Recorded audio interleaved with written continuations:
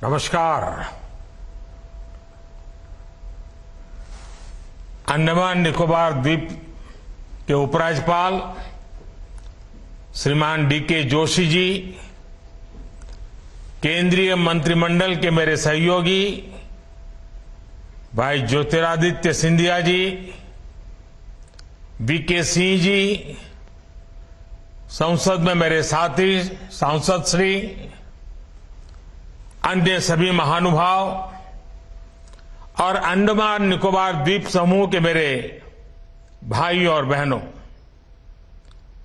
आज का ये कार्यक्रम भले ही पोर्ट ब्लेयर में हो रहा है, लेकिन इस पर पूरे देश की नजरें हैं। लंबे समय से अंडमान निकोबार के लोगों की मांग थी कि वीर सावरकर एयरपोर्ट की कैपेसिटी बढ़ाई जाए, और पिछले जो हमारे सांसद थे वो तो हर हफ्ते मेरी चैम्बर में आकर के इसी काम के लिए लगे रहते थे। तो आज वो बहुत खुश नजर आ रहे हैं, और मैं अभी टीवी पर सब मेरे पुराने साथियों को देख रहा हूं।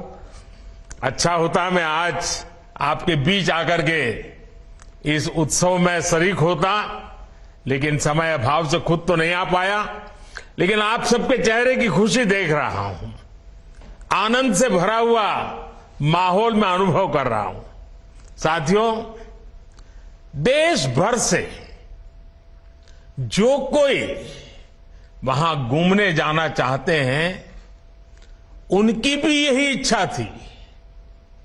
अभी तक मौजूदा टर्मिनल की कैपेसिटी हर रोज 4000 टूरिस्ट को हैंडल करने की थी।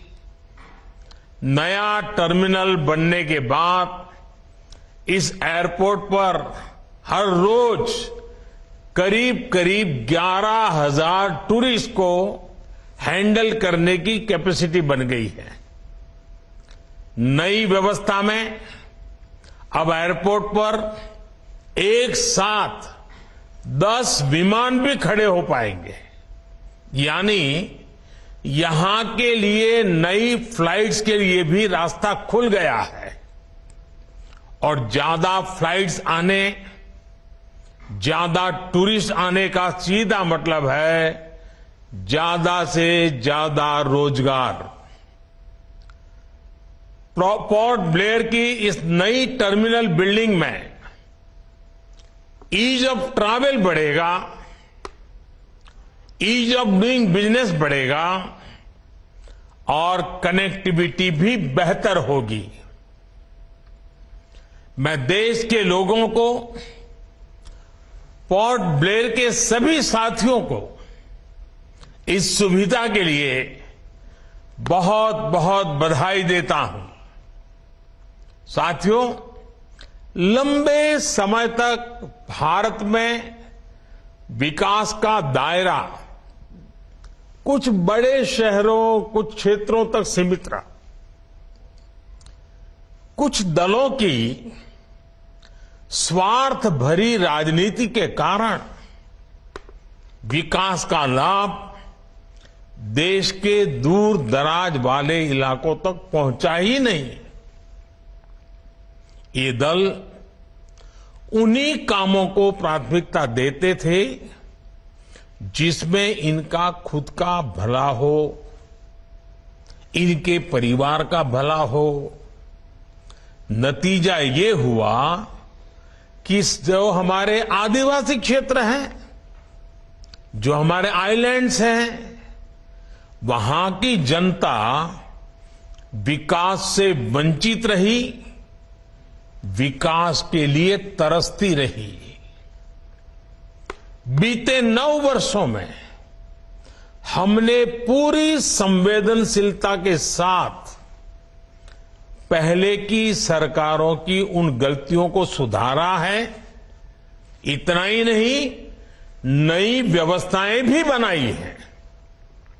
अब भारत में विकास का एक नया मॉडल विकसित हुआ है। ये मॉडल इंक्लूजन का है, सबको साथ लेकर चलने का है। ये मॉडल सबका साथ, सबका विकास का है। और जब मैं सबका विकास कहता हूं तो इसका अर्थ बहुत व्यापक है। सबका विकास मतलब हर व्यक्ति, हर वर्ग, हर क्षेत्र का विकास। सबका विकास मतलब जीवन के हर पहलू का विकास, शिक्षा, स्वास्थ्य, कनेक्टिविटी, हर प्रकार सबका विकास। साथियों, इसी सोच के साथ बीते 9 वर्षों में अंडमान निकोबार में विकास की नई गाथा लिखी गई है। पिछली सरकार के 9 साल में, यानी हमारे पहले जो सरकार थी, 9 साल में अंडमान निकोबार को करीब 23,000 करोड़ रुपए का बजट अलर्ट किया गया था, जबकि हमारी सरकार के दौरान अंडमान निकोबार के विकास के लिए 9 वर्षों में करीब करीब 48,000 करोड़ रुपए का बजट दिया गया है। यानी हमारी सरकार ने अंडमान निकोबार के विकास के लिए पहले के मुकाबले 2 गुना ज्यादा पैसा खर्च किया है। पिछली सरकार के 9 साल में अंडमान निकोबार में 28,000 घरों को पानी के कनेक्शन से जोड़ा गया था। हमारी सरकार के 9 साल में यहां के करीब 50,000 घरों तक पानी का कनेक्शन पहुंचाया गया है। यानी हर घर जल पहुंचाने के लिए भी हमारी सरकार ने पहले के मुकाबले 2 गुनी रफ्तार से काम किया है। आज यहां के लगभग हर व्यक्ति के पास अपना बैंक अकाउंट है। आज यहां के हर गरीब को 1 नेशन 1 राशन कार्ड की सुविधा मिली हुई है। पहले की सरकार के समय अंडमान निकोबार में एक भी मेडिकल कॉलेज नहीं था। ये हमारी सरकार है जिसने पोर्ट ब्लेयर में मेडिकल कॉलेज की स्थापना की है। पहले की सरकार के समय अंडमान निकोबार में इंटरनेट सैटेलाइट के भरोसे ही था। हमारी सरकार ने समंदर के नीचे सैकड़ों kilometre submarine optical fibre cable बिछाकर इस परेशानी को दूर कर दिया है। साथियों, अंडमान निकोबार में हो रहा सुविधाओं का ये विकास यहां के टूरिज्म को गति दे रहा है। जब मोबाइल कनेक्टिविटी बढ़ती है तो टूरिस्ट भी बढ़ते हैं। जब हेल्थ इंफ्रास्ट्रक्चर सुधरता है तो टूरिस्ट का आना जाना और बढ़ जाता है। जब एयरपोर्ट पर सुविधाएं बढ़ती हैं तो टूरिस्ट यहां आना पसंद करता है। जब रोड अच्छी होती है तो टूरिस्ट अपने इलाके में ज्यादा से समय बिताता है। इसलिए ही अंडमान निकोबार आने वाले टूरिस्टों की संख्या अब 2014 के मुकाबले 2 गुनी हो गई है। यहां स्नॉर्केलिंग, स्कूबा डाइविंग, सी क्रूज जैसे एडवेंचर के लिए आने वाले टूरिस्टों की संख्या भी बढ़ रही है। और साथियों, मेरे अंडमान निकोबार के भाई बहन सुन लीजिए, ये तो अभी शुरुआत है। आने वाले सालों में ये संख्या कई गुना बढ़ने वाली है। इससे अंडमान निकोबार में रोजगार, स्वरोजगार की नई संभावनाएं बनने वाली है। साथियों, आज अंडमान निकोबार विरासत भी और विकास भी इस महामंत्र का जीवंत उदाहरण बन रहा है। आप भी जानते हैं कि अंडमान निकोबार में लाल किले से भी पहले तिरंगा फहराया गया था, लेकिन फिर भी यहां सिर्फ गुलामी के ही निशान दिखते थे। ये मेरा सौभाग्य है कि साल 2018 में मैंने अंडमान में उसी स्थान पर तिरंगा लहराया जहां नेताजी सुभाष ने झंडा फहराया था। ये हमारी ही सरकार है जिसने रॉस आइलैंड को नेताजी सुभाष का नाम दिया। ये हमारी ही सरकार है जिसने हैवलॉक और नील आइलैंड को स्वराज और शहीद आइलैंड का नाम दिया है। हमने ही 21 द्वीपों का नामकरण देश के लिए पराक्रम दिखाने वाले वीर पराक्रमी सपूतों के नाम, परम वीर चक्र विजेताओं के नाम पर किया है। आज अंडमान निकोबार के ये द्वीप पूरे देश के युवाओं को देश के विकास की नई प्रेरणा दे रहे हैं। साथियों, आजादी के 75 वर्षों में हमारा भारत कहीं से कहीं पहुंच सकता था, और ये मैं बहुत जिम्मेवारी से कह रहा हूं, कहीं से कहीं पहुंच सकता था। हम भारतीयों के सामर्थ्य में कभी कोई कमी नहीं रही है, लेकिन सामान्य भारतीय के इस सामर्थ्य के साथ हमेशा भ्रष्टाचारी और परिवारवादी पार्टियों ने अन्याय किया।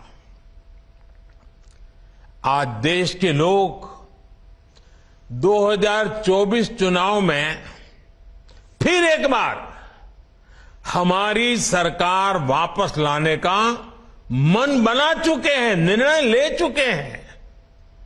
ऐसे में भारत की बदहाली के जिम्मेदार कुछ लोग अपनी दुकान खोलकर बैठ गए हैं। इन्हें देखकर मुझे एक कविता की कुछ पंक्तियां याद आती हैं। एक कवि महाशय ने अवधी में लिखा था, ये अवधी भाषा में लिखी गई कविता है। गाइड कुछ है, हाल कुछ है, लेबिल कुछ है, माल कुछ है। 24 के लिए 26 होने वाले राजनीतिक दलों पर यह बड़ा फिट बैठता है। गाइड कुछ है, हाल कुछ है, लेबिल कुछ है और माल कुछ है। यानी गाना कोई और गाया जा रहा है, जबकि सच्चाई कुछ और है।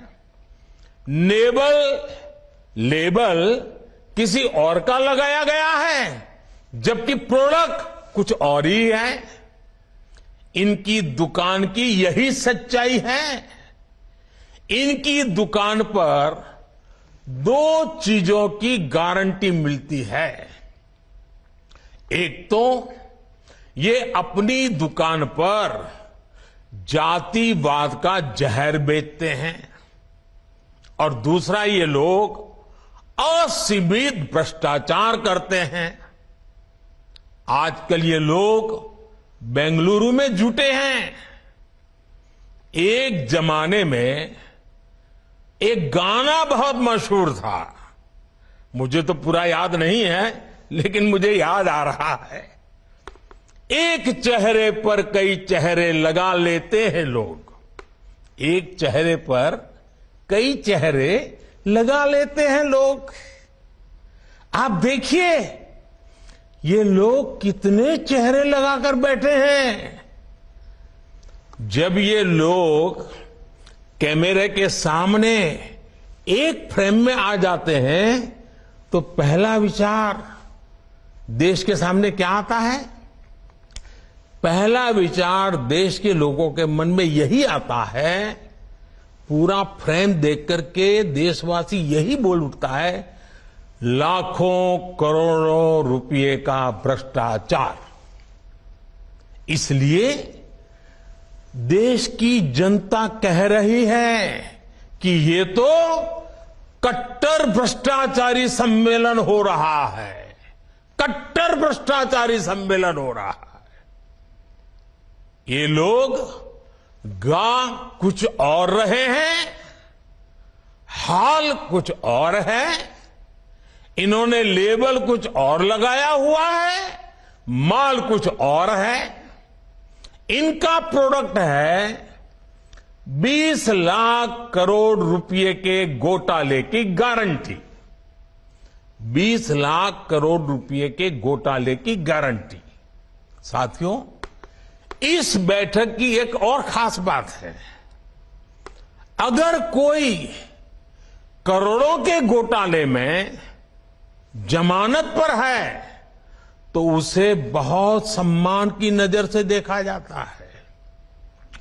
अगर पूरा का पूरा परिवार ही जमानत पर है तो उसकी और ज्यादा खातिरदारी होती है। अगर किसी दल का कोई वर्तमान मंत्री भ्रष्टाचार के मामले में जेल जाता है तो उसे एक्स्ट्रा नंबर देकर स्पेशल इनवाइटी बुलाकर बुलाया जाता है। अगर कोई किसी समाज का अपमान करता है, अदालत से सजा पाता है तो उसकी बड़ी आवाभगत होती है। अगर कोई अदालत से करोड़ों के घोटाले में दोषी पाया गया है तो इस बैठक में शामिल होने की उसकी क्वालिफिकेशन और बढ़ जाती है। बल्कि ये लोग तो उससे मार्गदर्शन मांगते हैं। भ्रष्टाचार को लेकर इनमें बड़ी आत्मीयता है, बड़ा प्रेम है। इसलिए 20 लाख करोड़ रुपए के भ्रष्टाचार की गारंटी देने वाले ये लोग बड़े प्रेम से, बड़ी आत्मीयता से आपस में मिल रहे हैं। साथियों, भ्रष्टाचार की इस दुकान में जुटे हुए ये सभी परिवारवाद के कट्टर समर्थक हैं। न खाता न वही, जो परिवार कहे वही सही। लोकतंत्र के लिए कहा जाता है of the people, by the people, for the people. लेकिन इन परिवारवादियों का मंत्र है of the family, by the family, for the family. Family first, nation nothing. इन लोगों का मोटो है, इनकी यही प्रेरणा है। ये लोग देश के लोकतंत्र को, देश के संविधान को अपना बंधक बनाना चाहते हैं। इनके लिए मैं यही कहना चाहूंगा, नफरत है, नफरत है, घोटाले हैं, नफरत है, घोटाले हैं, तुष्टीकरण है, मन काले हैं। नफरत है, घोटाले हैं, तुष्टीकरण है, मन काले हैं। परिवारवाद की आग के दशकों से देश हवाले हैं। साथियों, इनके लिए देश के गरीब के बच्चों का विकास नहीं, बल्कि अपने बच्चों का, अपने भाई भतीजों का विकास मायने रखता है। आजकल आप देखते हैं कि देश में स्टार्टअप बढ़ रहे हैं। हमारे युवा बड़ी संख्या में पेटेंट करा रहे हैं, ट्रेडमार्क रजिस्टर करा रहे हैं। स्पोर्ट की दुनिया में मेरे देश के नौजवान छाए हुए हैं, बेटियां कमाल कर रही हैं। ये युवा शक्ति हमारे देश में पहले भी थी, लेकिन इन परिवारवादी पार्टियों ने कभी देश के सामान्य युवा की शक्ति के साथ न्याय नहीं किया। इनकी एक ही विचारधारा है, एक ही एजेंडा है, अपना परिवार बचाओ, परिवार के लिए भ्रष्टाचार बढ़ाओ। इनका कॉमन मिनिमम प्रोग्राम है देश का विकास रोकना, अपने कुशासन पर पर्दा डालना और अपने भ्रष्टाचार के विरुद्ध कार्रवाई को रोकना। अब देखिए, ये जो जमात इकट्ठी हुए हैं ना, उनके कुनबे में बड़े से बड़े घोटालों पर, अपराधों पर इनकी जुबान बंद हो जाती है। जब किसी एक राज्य में इनके कुशासन की पोल खुलती है, तो दूसरे राज्यों के ये लोग फौरन उसके बचाव में तर्क देने लगते हैं। कहीं बाढ़ घोटाला होता है, किसी का अपहरण होता है, तो कुनबे के सारे लोग सबसे पहले चुप हो जाते हैं। आपने देखा है कि कुछ दिन पहले ही पश्चिम बंगाल में पंचायत चुनाव हुए, वहां सरेआम हिंसा हुई, लगातार खून खराबा हो रहा है। इस पर भी इन सब की बोलती बंद है। कांग्रेस के, लेफ्ट के अपने कार्यकर्ता वहां खुद को बचाने की गुहार लगा रहे हैं, लेकिन कांग्रेस और लेफ्ट के नेताओं ने अपने स्वार्थ में अपने कार्यकर्ताओं को भी मरने के लिए छोड़ दिया है। राजस्थान में बेटियों से अत्याचार हो या परीक्षाओं के पेपर लीक हो रहे हो, इन्हें कुछ दिखाई नहीं देता। परिवर्तन की बातें करके जनता से विश्वासघात करने वाले जब करोड़ों का शराब घोटाला करते हैं, तो ये कुनबा फिर उन्हें कवर देने लग जाता है। इनका कट्टर भ्रष्टाचार उन्हें तब दिखाई देना बंद हो जाता है जब देश की कोई एजेंसी इन पर कार्रवाई करती है, तो उनका टैप रिकॉर्डर शुरू हो जाता है। कुछ हुआ ही नहीं, सब साजिश है, हमें फंसाया जा रहा है। आप तमिलनाडु में देखिए, भ्रष्टाचार के घोटाले के अनेक मामले सामने आ रहे हैं, लेकिन इनके कुनबे के सारे दलों ने पहले ही सबको क्लीन चिट दे दी है। इसलिए इन लोगों को पहचाने रहिए साथियों, उनको जान लीजिए। इन लोगों से सतर्क रहिए भाई बहनों। साथियों, इन लोगों की साजिशों के बीच हमें देश के विकास के लिए खुद को समर्पित रखना है। आज दुनिया में अनेक उदाहरण हैं जहां द्वीपों ने और समुद्र किनारे बसे छोटे देशों ने अभूतपूर्व प्रगति की है। जब उन्होंने प्रगति का रास्ता चुना, तो उनके सामने भी चुनौतियां थी, सब कुछ सरल नहीं था, लेकिन उन देशों ने दिखाया है जब विकास आता है तो हर प्रकार के समाधान लेकर आता है।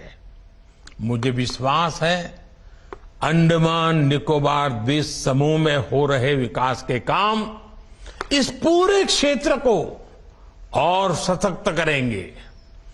कनेक्टिविटी की ये नई सुविधा वीर सावरकर इंटरनेशनल एयरपोर्ट का नया टर्मिनल्स सबके लिए लाभकारी हो, इसी कामना के साथ वीडियो कॉन्फ्रेंस के इस कार्यक्रम में भी इतनी बड़ी तादाद में आप लोग आए, आपकी खुशी मैं यहां से अनुभव कर रहा हूं, आपका उत्साह मैं अनुभव कर रहा हूं। ऐसे मौके पर एक नया विश्वास, नया संकल्प लेकर के देश आगे बढ़े, अंडमान निकोबार भी आगे बढ़े, इसी कामना के साथ आप सबको बहुत बहुत शुभकामनाएं, बहुत बहुत धन्यवाद।